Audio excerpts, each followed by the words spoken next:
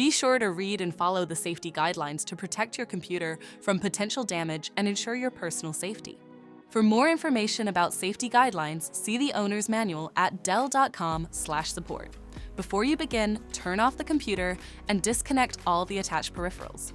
To remove the memory module, loosen the 2 screws at the front of the base cover and remove the 6 screws securing the cover. Pry the cover off the system to remove it. Find the battery cable and remove the piece of tape. Unplug the cable. Identify the memory module and remove the tape. Unlatch and lift the module out of the system.